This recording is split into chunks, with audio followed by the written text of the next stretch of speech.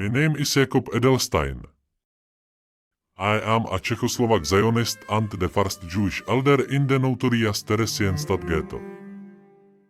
I was born in Horodenka, Galicia, and went to Bohemia as a refugee during World War I. I first joined the Social Democrat youth movement there and then the Zionist movement. From the early 1930s I was one of the leaders of the labor Zionist movement in Czechoslovakia, a member of the Presidium of the Nationwide Zionist Federation and director of the Palestine office of the Jewish Agency in Prague. Then came the invasion of Bohemia and Moravia by Nazi Germany in 1939, which changed everything. I became a central figure of the Zionist movement and of Jewish life in the Nazi protectorate. In the fall of 1939 I visited a group of Jewish deportees at Nisko in the Lublin area and reached the shocking conclusion that in most cases deportation of Jews to the east meant their death. So in order to avoid the deportation of the protectorate's Jews, I actually suggested to the Nazis establishing a labor camp for US within the protectorate that would employ the Jews to further the economic needs of the occupying power. Not that camp turned out to be Theresienstadt. The establishment of the ghetto in Terezin was in some ways due to my initiative. Was I guilty of collaboration? Of creating a joint venture with the Nazi murderers? Or was I simply trying to do my best for our people? It's important to point out that the Czech territories were a protectorate, close to and allied to the Reich, but not directly occupied. The city of Terezin was about an hour-and-a-half drive north of Prague. It was part of a fortress built by Emperor Joseph II between 1780 and 1790, and named after his mother, Empress Maria Theresa. It was constructed for protection against invading armies, though it was never used in that capacity. It consisted of two distinct sections: a small fortress used as a prison since the early 19th century, and a large fortress which became the garrison town named Terezin. The so-called protector of Bohemia and Moravia was none other than the notorious Reinhard Heydrich, soon to be a key player in Nazi negotiations with the Jews of the region. The first thing to understand is that in Czechoslovakia, we Jews were very assimilated. Yet we maintained great respect for Jewish tradition. In Prague there were a great many synagogues, sometimes 6 or 7 per street. Children received a good Jewish education in German. They went to synagogue and afterward to the opera. But they didn't see any contradiction in that. In other words, we were highly assimilated but still respected Jewish tradition. In due time, however, the situation became as bad for Jews in the protectorate as in Germany and Austria. In 1939, everyone knew what was going on in Germany and Austria. It was then and only then that Jews became proud Jews in every sense. The new reality was of course a shock, but we had to cope with it. Of course, for the children, new challenges arose because, for the first time, they actually began to worry about their identity. Bear in mind, there were no Jewish schools except for Jewish children who wanted to emigrate to Israel. Not the only organized group among the Jews was Zionist in orientation. Being the leader of the Jewish community in Prague, I encouraged the children to advance their education, especially since emigration soon became impossible. Teachers moved from one apartment to another, holding classes during the morning hours. In the afternoon, the Zionist youth movement organized activities for the children. Jewish groups met in an old soccer field, since Jews were not allowed in public parks. Every afternoon they went to the field, played games and heard lectures.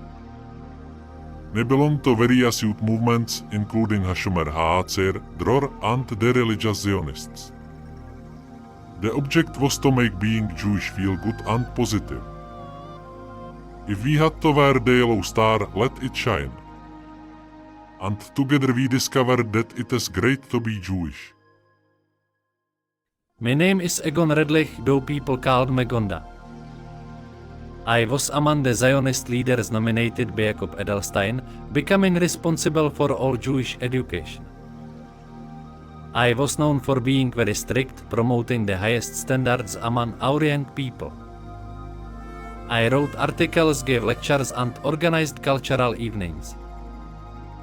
I wanted to leave Czechoslovakia and set up a new home in Palestine. I had studied law at Charles University, but during the dark period of the Protectorate of Bohemia and Moravia, I had to leave my law studies and focus on my work with the Zionist organization Hahalutz. My name is Freddy Hirsch. I'm originally from the Sudetenland, in Germany.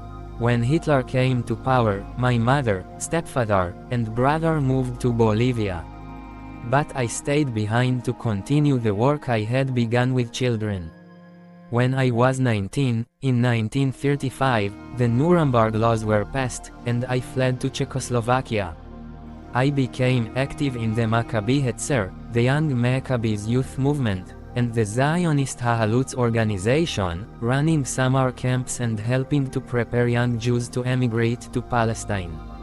Despite the Nazi conquest of Czechoslovakia, I continued my work with children, organizing sports activities, camping trips and study groups. I insisted on cleanliness of body and clothing.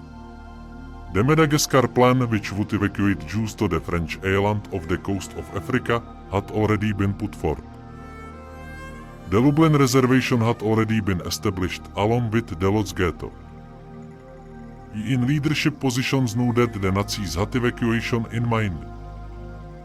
So in 1939 through early 1940, I started looking for a location where the Jews of the Protectorate could be sent without the Germans sending them to Poland.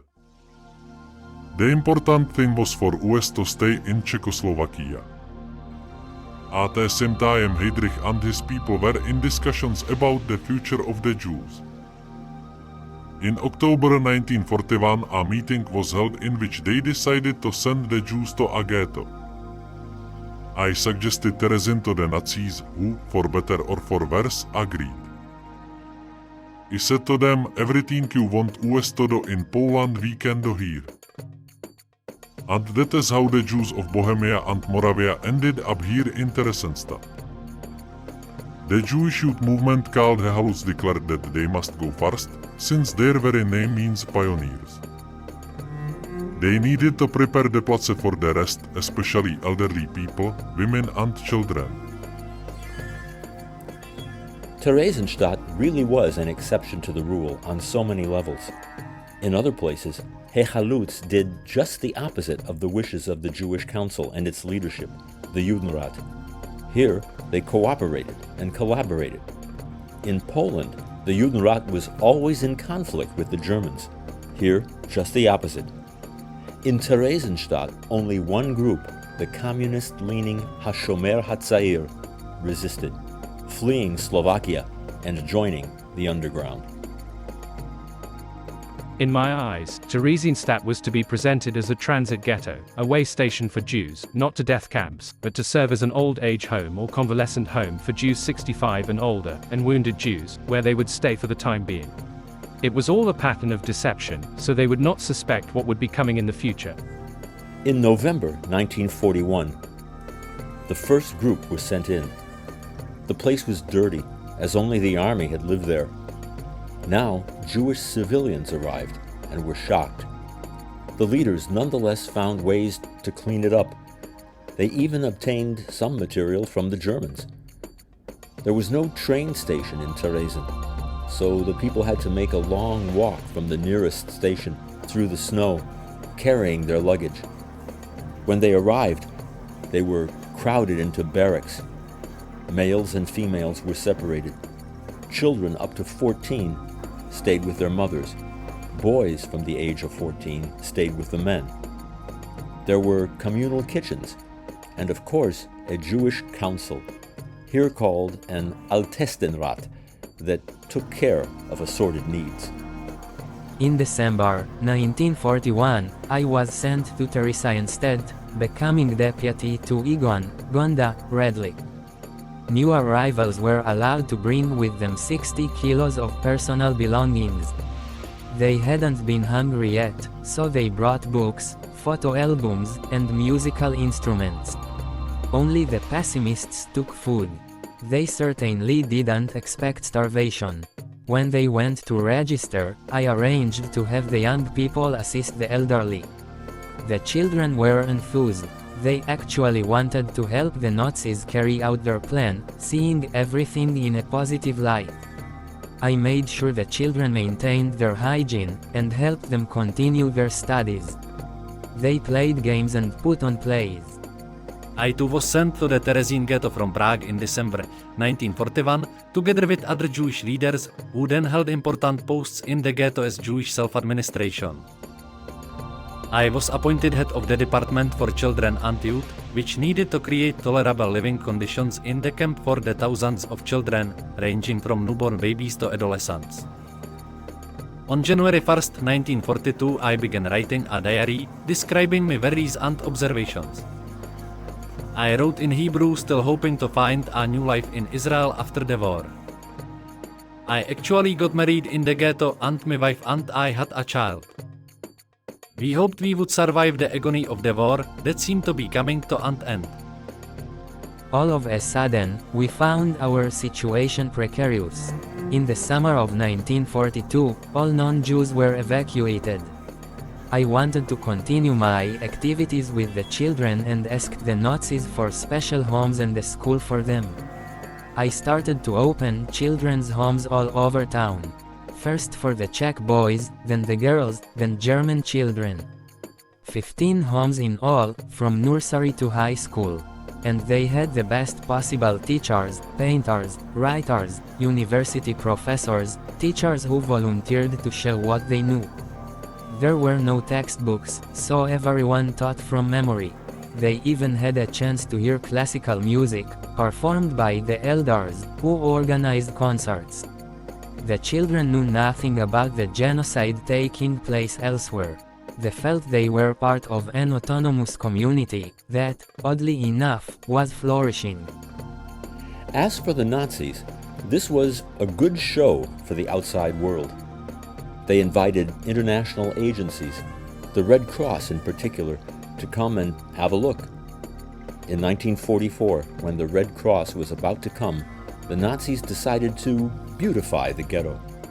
But by now the reality was that people were dying in the streets. When elderly people were brought into the ghetto, the lack of food grew worse. The bodies of the dead were incinerated, their ashes placed in makeshift columbarium, pigeon roosts, converted to ossuaries. The ashes were placed in boxes bearing the name of each victim. But all of this was deception, geared toward putting on a good show. In the end, just before the liberation of the ghetto, the surviving children were told to dump the ashes in the river. Other prisoners were reduced to forced labor. For my part, I wanted to separate the children from the ugliness of the ghetto, but I couldn't. The children of course went to see their parents, and could not be shielded from their suffering. In time we instituted a new rule. Each child was to adopt an elderly person, read to them, take care of their needs. At first the children didn't care to do this, but when they saw how much these elderly people appreciated it, they had a change of heart. The time came, however, when the Nazis decided to send the Jews east. Some Jews were able to spare themselves due to their important positions in the ghetto. But when it came to deportation, in the notorious transports, they all went by families. By early 1944, most Danish Jews had already fled to neutral Sweden. But the Danish Jews who stayed behind were also sent to Theresienstadt. At the same time, in Birkenau, a special section was created to receive the Czech Jews. Surprisingly enough, a special children's block was opened at Birkenau. And just as surprisingly, we again held classes. We even organized gymnastics. It was almost tolerable, but each prisoner was given an identifying mark. I asked for SB6 for the children.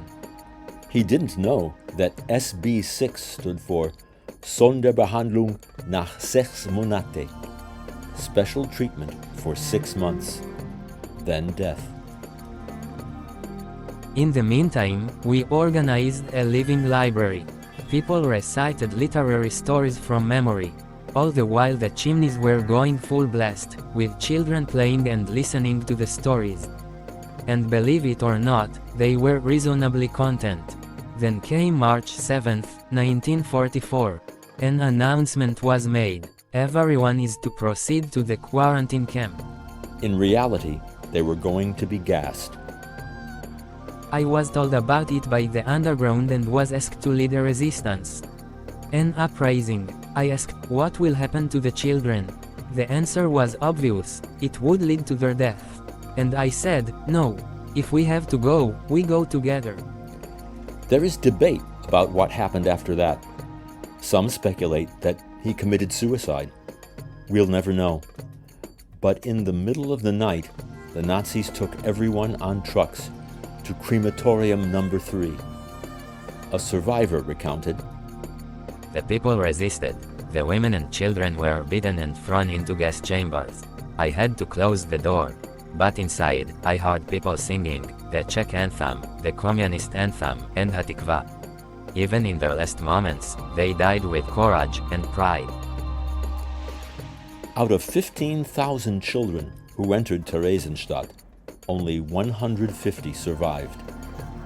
The camp was dissolved in the summer of 1944.